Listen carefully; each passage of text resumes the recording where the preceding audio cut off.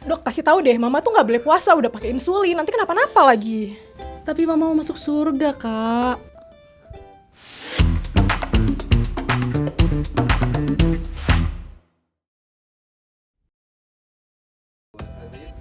Halo dokter, puasa Ramadan pada pasien diabetes tadi bukan sekedar boleh atau nggak boleh, tapi seberapa besar risiko hipoglikemia, dehidrasi, dan komplikasi akut bila pasien ini berpuasa. Tahun 2021, IDF dan Diabetes and Ramadan Alliance memperbarui pedoman global penata laksanaan diabetes selama Ramadan. Dan salah satu perubahan terbesarnya adalah stratifikasi resiko yang lebih kuantitatif dan individual. Yuk, kita akan bahas bagaimana menerapkan pedoman tersebut secara praktis, aman, dan relevan untuk praktik klinik di Indonesia. Selama ini, keputusan puasa pada pasien diabetes sering masih sangat binary. Kalau HbA1c-nya dianggap baik, pasien boleh puasa. Kalau buruk, langsung dilarang. Padahal, resiko selama Ramadan gak cuma ditentukan oleh HbA1c. Riwayat hipoglikemia, jenis obat, komplikasi, sampai pola aktivitas harian juga sangat berpengaruh. Karena itu, IDF DAR 2021 memperkenalkan stratifikasi risiko berbasis skor. Pendekatan ini membantu kita menilai keamanan puasa secara lebih objektif, bukan hanya berdasarkan intuisi klinis. Pedoman ini bisa digunakan mulai dari layanan primer sampai spesialis, baik untuk pasien diabetes tipe 1 maupun tipe 2, dan seluruh rekomendasinya disusun berdasarkan telaah literatur dengan pendekatan grade, yaitu Grading of Recommendations, Assessment, Development, and Evaluation. Penilaian pra-Ramadan harus dilakukan 6-8 minggu sebelum Ramadan. Guideline IDF DAR ini tahun 2021 menggunakan 14 variabel yang mencakup tipe diabetesnya, lalu durasi diabetes, riwayat hipoglikemia, kontor glikemik dengan level HbA1c, regimen obat yang digunakan, serta kontrol gula darah mandiri. Selain itu juga komplikasi akut dan kronik, kondisi khusus seperti kehamilan, lansia, dan pekerjaan fisik, dan durasi puasa berdasarkan lokasi geografis. Dari total skor ini, pasien dikategorikan menjadi yang pertama, risiko rendah dengan skor 0-3. Pasien dengan risiko rendah ini direkomendasikan untuk menjalani puasa dengan evaluasi medis, penyesuaian terapi, serta pemantauan yang ketat karena tetap memiliki potensi risiko. Yang kedua, risiko sedang dengan skor 3,5-6.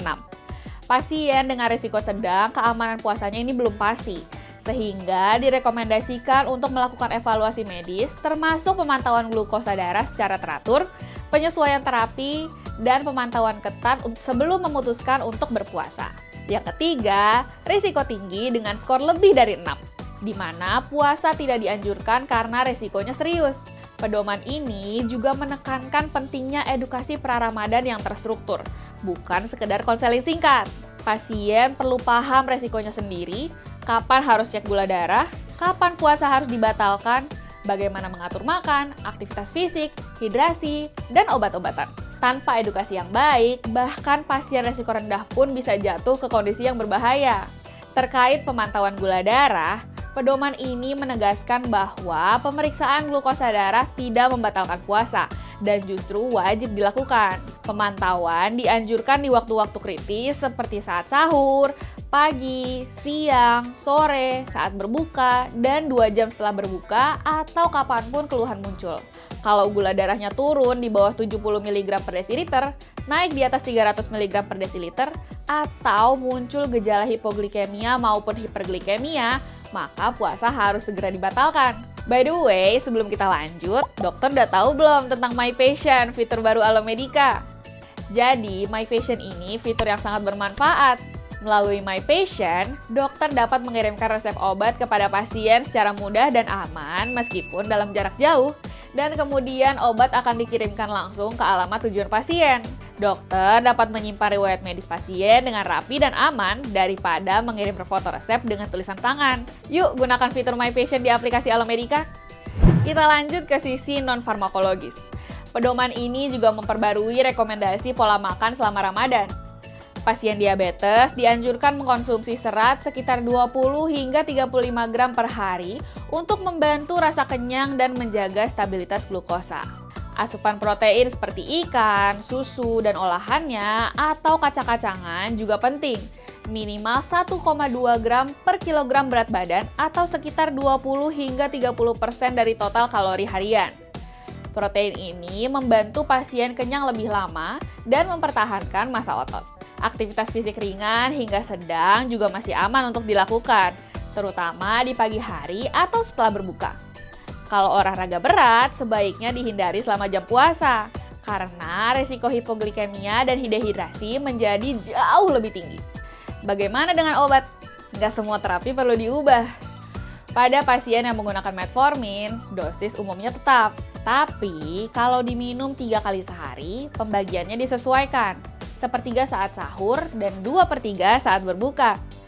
Misalnya nih, pasien minumnya metformin 500 mg 3 kali sehari. Nah, selama Ramadan bisa diatur menjadi 500 mg saat sahur dan 1000 mg saat berbuka. Untuk golongan sulfonylurea, penggunaan generasi baru seperti gliclazid dan glimepirid lebih dianjurkan karena resiko hipoglikemianya lebih rendah. Pada pasien dengan kontrol baik, penurunan dosis tetap perlu dipertimbangkan. Sementara untuk GLP-1 reseptor agonis seperti semaglutid, kunci utamanya adalah titrasi dosis yang sudah selesai 2-4 minggu sebelum Ramadan.